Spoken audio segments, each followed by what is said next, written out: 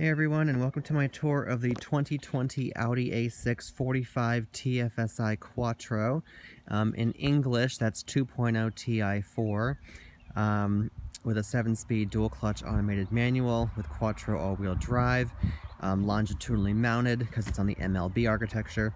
And if anyone's in a hurry, it is exactly what you would expect it to be. A slower, larger, softer, quieter A4. That's literally exactly what it drives like. So if that's all you care about, there you go. This one's Avalon Green Metallic, which is interesting. It's filthy because it's March and it's Vermont. It's got 19-inch wheels on it. Now the dealer was kind enough to put this on winter tires, so even though this car is very quiet, it would be even quieter on all seasons. This is a Kumo Wintercraft WP72 for anyone who cares. The size is 245, 45 R19s. You have LED headlights in the front with washers. Now, believe it or not, of all the Audi loaner cars you've seen me with, this is the first one with adaptive cruise control, which has these two hideous-looking nostrils in the grille. The previous generation, it was integrated so much nicer. They look like fog lights down here. You guys remember that? I love that integration. I'm so bummed they stuck it up in the grille. It looks horrible, but that's just my opinion. But anyway, you can see oh yeah, front parking sensors, of course, and it's got the cameras right here for the front. This one has a 360-degree parking camera, which is kind of neat. So there's probably cameras under the mirror. Yeah, you can see those poking out there. You know, chrome belt line trim, you know, basic stuff. And of course, being a new Audi, it doesn't have exhaust tips. It has little fake ones. Not very many real models left, or models left with real ones. There's a port here, and there's one on the other side. You can see your A6 and just Quattro badging, as this is just the 2.0. Trunk's pretty big. So very deep, with a grocery bag hook right here. Some fool left a jar of water. I'm not making this up. A jar, this was like half full of water, rattling around in the back seat. So I'm like, what the hell is that? I'm driving around and it freaking spills all over the place. I'm like, what the shit? So anyway, I'm real pissed off about that. But it wasn't me, if anyone's wondering who spilled that in the carpet. They do not clean these things. Look, this car has 1,500 miles on it and it is filthy. Absolutely filthy. I don't know what people do to these things. Okay, loaner car rant over. Sorry, I had to let you guys know. Open pour wood is gorgeous back here. I'm going out of order here. We're starting in the back. We got stitching here, open pour wood. More stitching here, soft materials, very nice.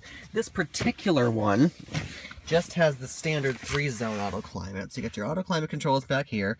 USB ports are lit up. These are where the seat heaters would be if this one had heated rear seats, but it doesn't.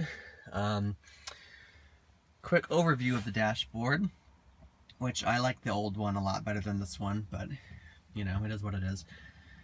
First time I've seen a car with a standard size, or pretty standard size sunroof, but a power shade. I've never seen a car that doesn't have a panoramic sunroof with a power shade, so I thought that was kind of an interesting little detail. Let's go over to here. We'll start looking in the front.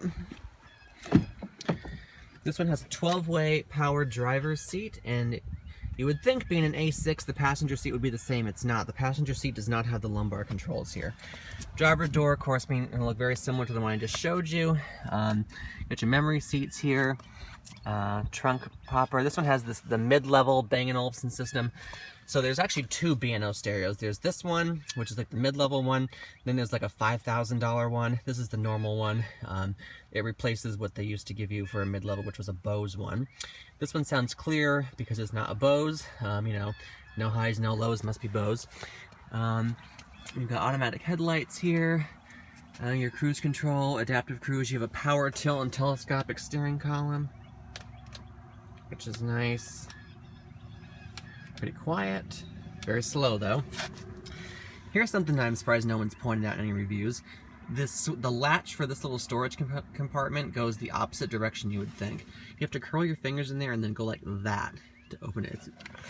It's hard to do while you're driving, but it is lined and it's very, very deep. Sorry, I sound out of breath. I'm trying to go faster. This video isn't endless. Popping inside. Here's the most controversial thing, probably, is the double screen layout. I'll start it up, actually. And the seat moves forward a little bit. The steering column moves to kind of get you where you would be. Let's press that, and all right. Yeah, let's hold the one down. Normally the steering wheel would go down by itself once you buckle up. I'm gonna get back out of the car again. So there's your dual screen layout. The quality is very nice. The clicking is kind of cool. You can get the you can feel the screen move a little bit. And you can change all this stuff. I'm not gonna go too in depth with the screens, but you can you know, do this kind of thing to, you can feel the screen clicking behind your finger, which is kind of cool. And there's a few gestures you can do. Like you can go like this and it'll sync them together, so you know they're synced again. This one just has heated seats, they're not cooled. This is your parking display here, and you can do the 3D camera where you can spin it around and look while you're driving. Here's the Q5.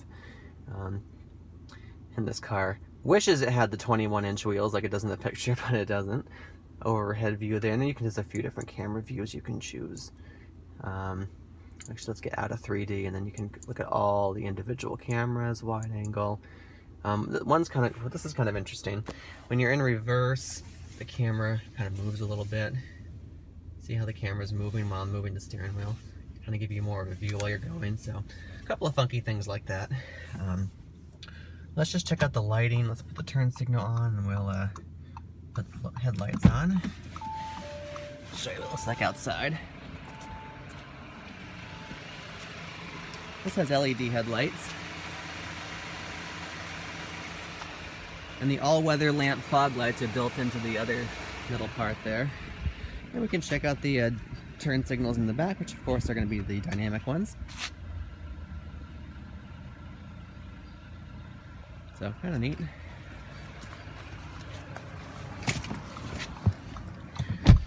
Virtual cockpit, of course, with your different views. Not going to go too far in depth there. All stitching all over the dashboard, which is nice. Here's your shifter here, which is one of those ones that just returns to center. So we'll put it in drive. And then you toggle back and forth to drive and sport. You can see that in the tack there. That's manual mode, up and down, and back into park. Alright. And of course, auto start stop, just killed off the engine. Glove box is nice, pretty big, lined. Here we are with the Windows sticker. You can see it's a Premium Plus with driver assist and the Audi guard protection, and then total MSRP is 62 grand. There's your MSRP with the MPG rating as well. And here's the sunroof. You use the same knob for the sunshade and the actual sunroof. So, there's that, and of course just do it again. You got your sunroof there. And your typical controls up here for your lights, your door lights, SOS, automated link and stuff. Your little lights you poke there. Typical, you know, mirror controls here. That little shade with the lights. Alright, that's how far it opens. Normally I think you can force it back open more if you really wanted to. No, we can't. So anyway, there's that. So you close that. And we'll close the shade. Oops, sorry about that.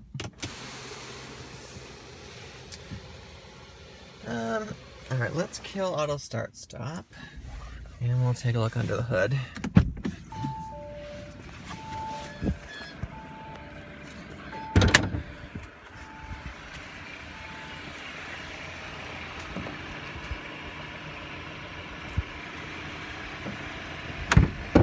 A lot harder to do with one hand than it used to be. They changed the way they do the latch. There we go. It's this thing now.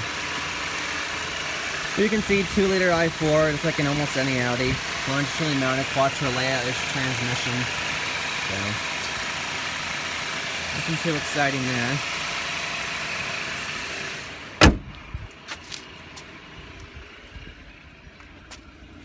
Needless to say, it sounds like every other 2-liter i4 in the whole world.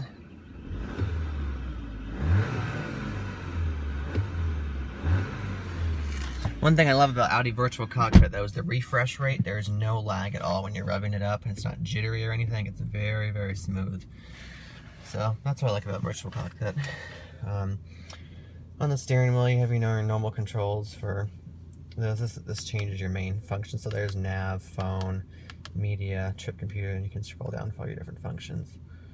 There, view just goes in and out for the gauges there.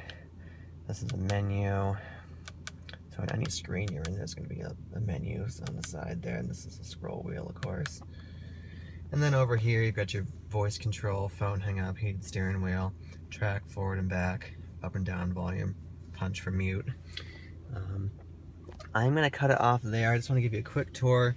Sorry, I'm kind of bouncing all over the place. I do have a few things to do today, so I'm just trying to go fast. But hopefully you at least liked your brief look at the 2020 Audi A6.